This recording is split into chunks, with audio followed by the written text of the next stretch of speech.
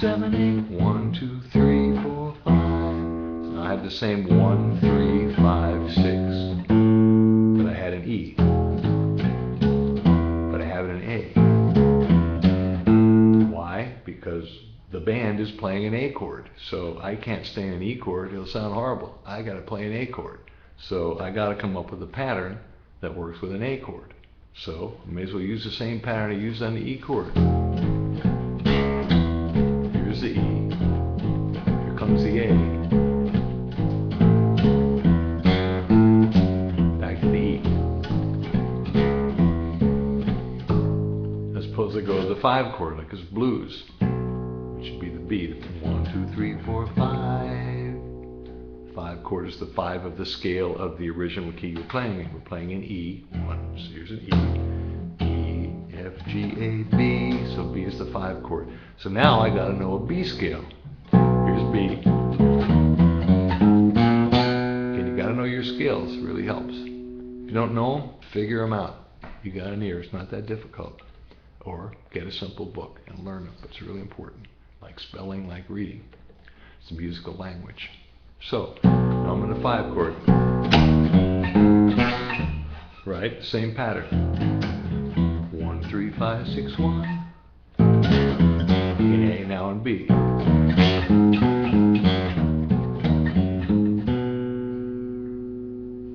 So, if I were doing a blues progression, which is the first 4 chords are the 1 chord. Then the next 2 are the 4 chord. The next 2 are the 1 chord. Then 5, 4, 1. Every blues song is pretty much the same. I'd go 1, 2, 3, 4, 2, 3. Now to the 4 chord, A chord.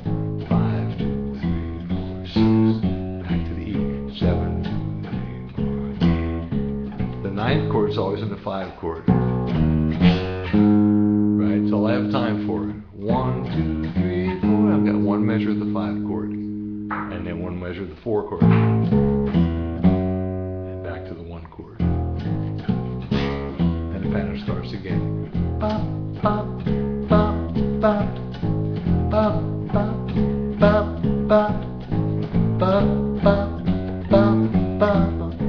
bop, bop, bop,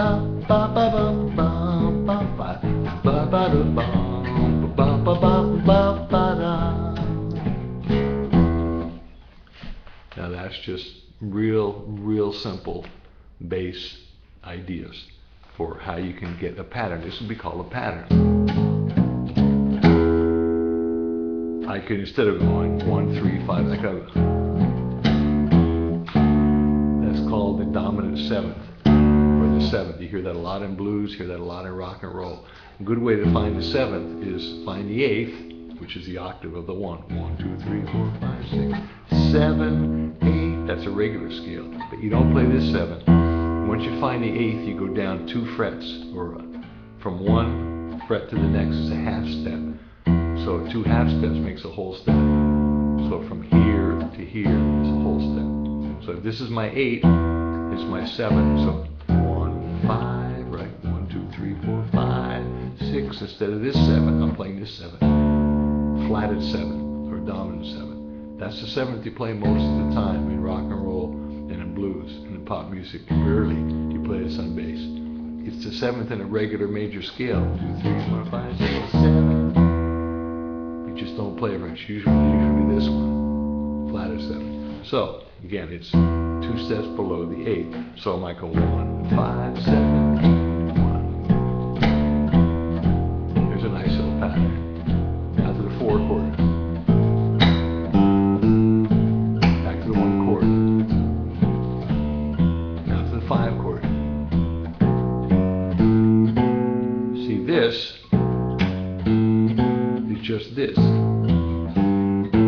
Everything moved up a fret. Here's on A, here's on B. This will be on C.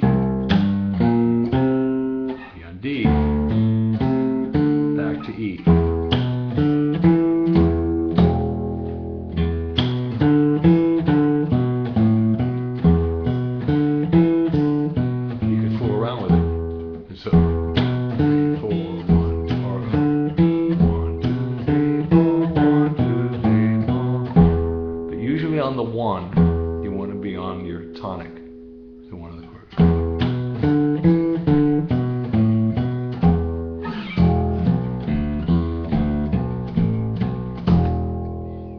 This is just a real short version of what you can do. There's so many things you can do. I mean, you have all sorts of rhythm. You can just stay on one note and go 1, 2, 3, 4.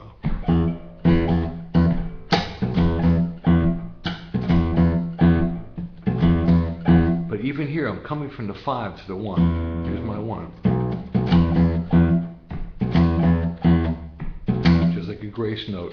But I'm thinking this the chord 1, 3, 5, 1.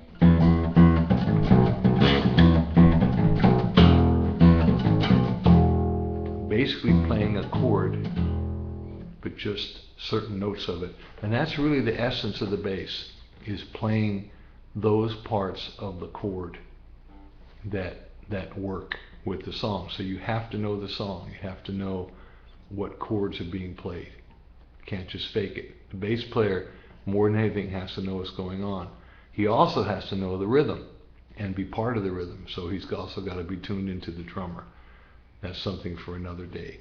But I would say, just when you start, learn your scales and start to see how everything fits together.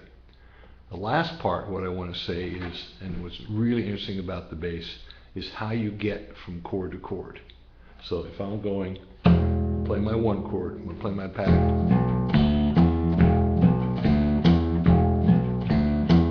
Now I'm going to 4 chord. Back to 1 chord.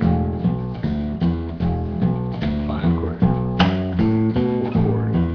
1 chord. That's real simple without doing any walk-ups or walk-downs to get to the chord. I could also do this. Watch how I get from 1 chord to the other. Watch. Here's my pattern. Watch it. Instead of doing, I went, climbed up to her, or I can climb down.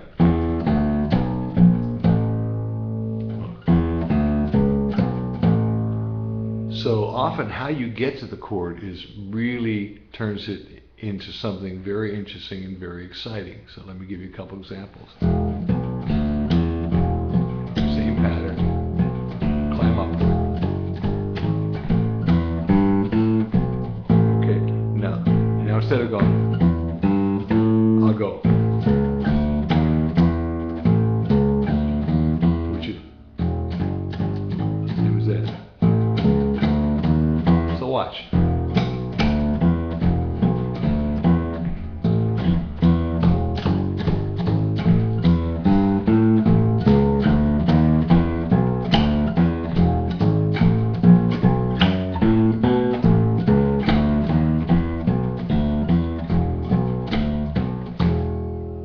You can make it as interesting as you want. You can make all your own choices, but your choices are what makes you you.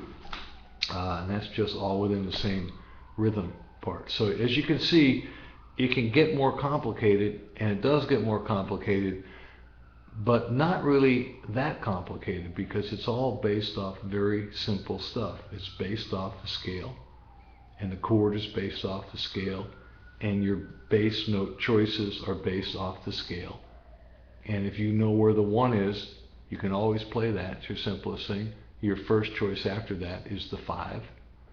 Next choice is the 3. And then when you start to do little climb ups and climb downs, how you get from 1 chord to the next, it really turns it into some very, very interesting stuff. And then when you're playing with the drummer and you start to leave some notes out, and you start to get into certain rhythm patterns, a whole different thing opens up.